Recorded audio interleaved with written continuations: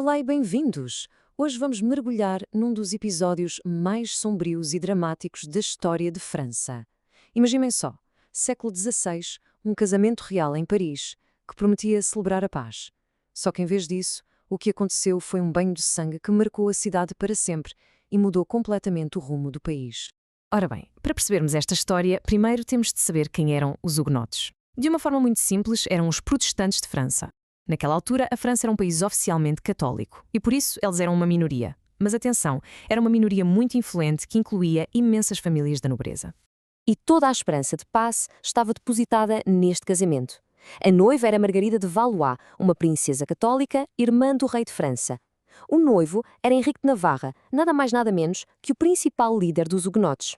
A ideia no papel era genial. Esta união ia finalmente pôr um fim a décadas de guerras religiosas. Mas o sonho de paz desfez-se em poucos dias. A festa transformou-se num autêntico pesadelo. A grande questão é, como é que uma aliança que foi pensada para unir um país acabou por quase o destruir por completo? Para encontrarmos a resposta, temos de olhar para o contexto. A França daquela época não estava só dividida. Era, literalmente, um barril de pólvora onde a religião e as lutas pelo poder se misturavam de uma forma super perigosa. É que isto não era apenas uma questão de fé, era uma luta pelo poder. Quando famílias nobres muito poderosas se tornavam hugonotes, isso significava que passavam a controlar terras e exércitos que podiam desafiar a autoridade do rei, que era católico. E em Paris, uma cidade super católica, os hugonotes eram vistos quase como inimigos públicos. A tentar gerir tudo isto estava a rainha-mãe, Catarina de Médici, que fazia o impossível para que o reino não se partisse ao meio. Foi neste clima de tensão máxima que se planeou o casamento. Unir os dois líderes das fações rivais parecia a única jogada política capaz de forçar uma trégua e trazer alguma estabilidade ao país. Para assistirem ao casamento, milhares de nobres hugonotes viajaram até Paris, ou seja, entraram em território inimigo. Durante dias, nas festas e nos banquetes, inimigos de morte tiveram de sorrir uns para os outros e fingir que estava tudo bem. Mas por baixo de toda aquela festa, o ódio e a desconfiança eram mais do que evidentes. A paz era uma fachada. E aqui vemos o contraste fatal. A promessa era de união. A realidade? Bem, a realidade é que, ao juntar todos os líderes hugonotes numa cidade que os detestava, o casamento não estava a construir uma ponte. Estava, sem saber, a montar uma armadilha perfeita. O barril de pólvora estava pronto a explodir, só faltava mesmo a faísca. E ela surgiu 4 dias depois da cerimónia, com um ato de violência que mudou o rumo dos acontecimentos para sempre. O almirante Coligny não era um hugonote qualquer, era o grande líder militar deles, e para piorar a situação, estava a tornar-se um conselheiro muito próximo do jovem rei Carlos IX. Isto ameaçava o poder da rainha-mãe, Catarina de Médici. Ao sair do Palácio do Louvre, um atirador disparou sobre ele. Coligny sobreviveu, mas ficou ferido. O ataque deixou os hugonotes absolutamente furiosos, a clamar por vingança, e a família real em pânico. Com medo de uma revolta hugonote que não iam conseguir controlar, Catarina de Médici e o rei tomaram uma decisão desesperada. Numa reunião à noite, foram convencidos de que a única saída era um ataque preventivo. Matar Coligny e os outros líderes protestantes antes que eles atacassem primeiro.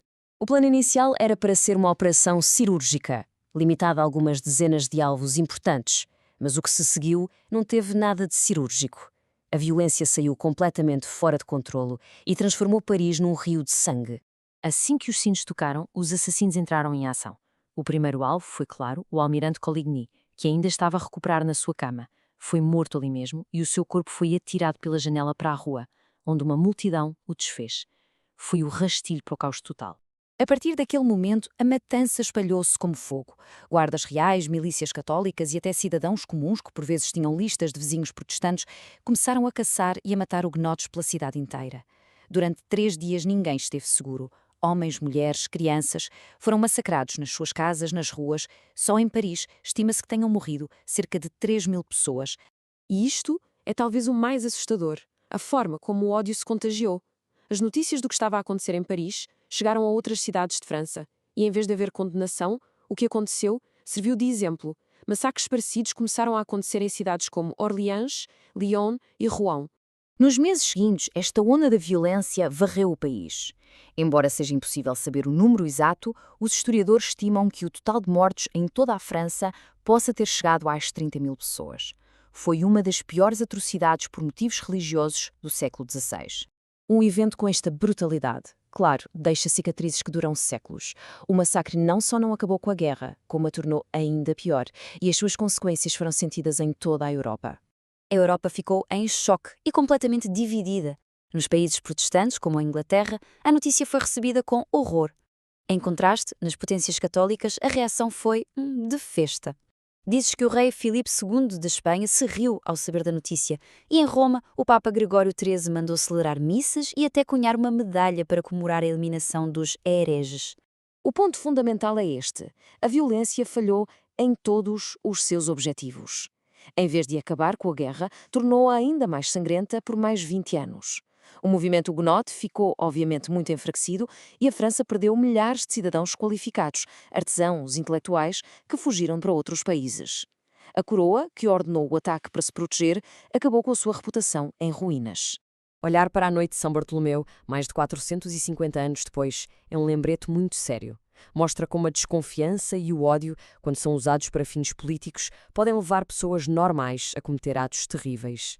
E deixa-nos a pensar. O que é que acontece quando a conversa do nós contra eles vai longe demais? É algo para refletirmos.